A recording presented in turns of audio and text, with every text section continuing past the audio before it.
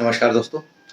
मेरा नाम प्रोफेसर कुलविंदर सिंह है और एक सतत चिंता, एक लगातार चिंता, एक हमेशा की परमानेंट चिंता, जिसका निदान बहुत सालों से, बहुत सदियों से शायद बहुत कम लोगों को मिल पाता है, उसके विषय में आज हम बात करेंगे। और ये चिंता जितनी जल्दी, जितनी अच्छे तरीके से सुलझ जाए, उतना ही हमारा और हमारे बच्चों का भविष्य उसमें सुरक्षित हो पाता है। दोस्तों, आज हम बात करेंगे इन दिनों में जो बच्चों ने 12th के एग्ज़ाम्स तकरीबन डिसाइडेड है कि किस तरीके से आने हैं, रिज़ल्ट आना बाकी है।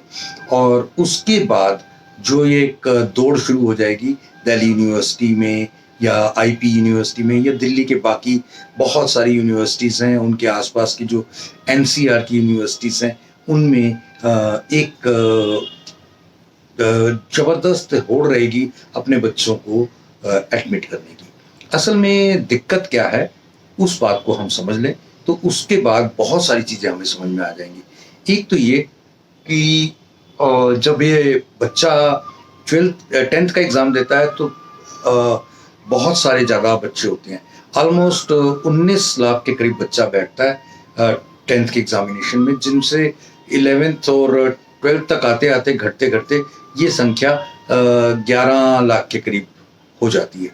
और जब 12th पास करके जो बच्चे निकलते हैं, उनमें से भी ये संख्या कम होते हुए काफ़ी कम हो जाती है। और एक सिंपल सा बात है कि जब बच्चे 12th के बाद निकलते हैं तो बहुत सारे बच्चे तो ऐसे होते हैं जो अपने अपने किसी न किसी डायरेक्शन में निकल जाते हैं, चाहे वो बिजनेस में, चाहे वो अब्रॉड स्टडीज़ में, या कुछ भी ऐसा जो फर्दर स्टडीज़ को वो रेगुलर नहीं ले पाते। तो अब जो रेगुलर लेंगे, जिनके पास माँ बाप के पास बहुत बड़ा लंबा चौड़ा हिसाब किताब नहीं है, तो अब क्या चीज़ें हैं जिनके साथ वो आगे जाएं। एक तो बहुत बड़ा ये है कि ग्रेजुएशन करें तो किस लाइन में करें, किस यूनिवर्सिटी से करें, उसका आगे फर्दर कोई फ़ायदा। दिल्ली यूनिवर्सिटी में या इंडिया की तकरीबन ज़्यादातर यूनिवर्सिटीज़ में एक दो कोर्सेज़ को छोड़ दिया जाए।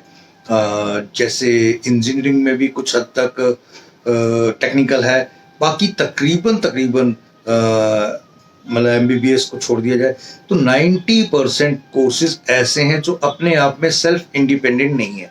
चाहे इवन CA, ICWA या ऐसे कुछ कोर्सेज हैं जिनका कुछ थोड़ा हद तक फर्दर स्टडीज़ की ज़रूरत नहीं है, लेकिन ये अपने आप में थोड़ा सक्षम हैं।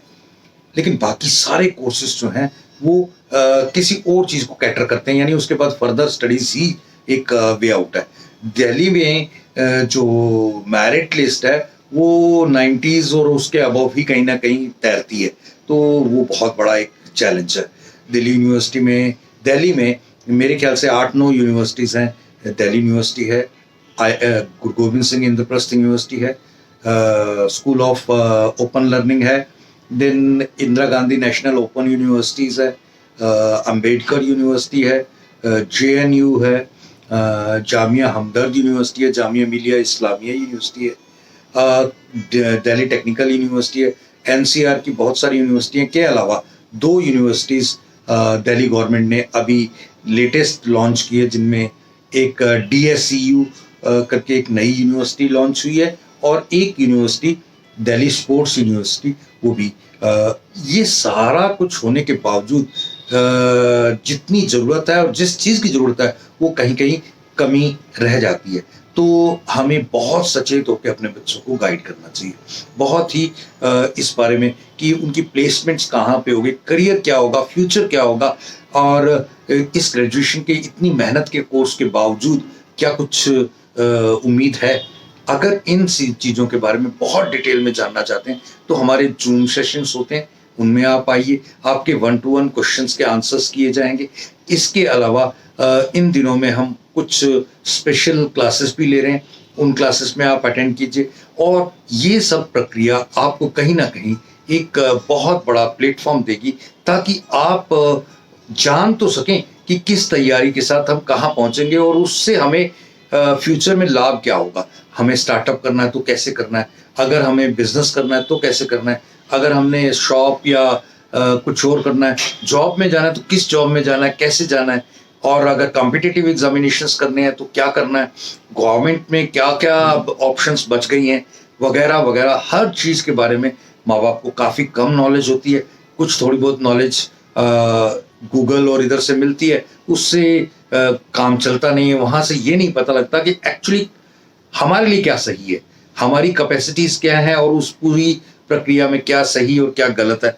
इसलिए हमने ये प्रयास किया है कि हम आप सबके साथ इसमें सहयोग कर सकें। तो उम्मीद है कि आप सब ज़्यादा से ज़्यादा हमारे इस कांटेक्ट के ज़रिए से हमें कांटेक्ट करेंगे, नंबर्स के ज़रिए से, ताकि हम आपको आने वाली जूम क्लासेस में ले सकें और उनके बारे में डिटेल्स में बात हो सके। Thank you. जय हिंद।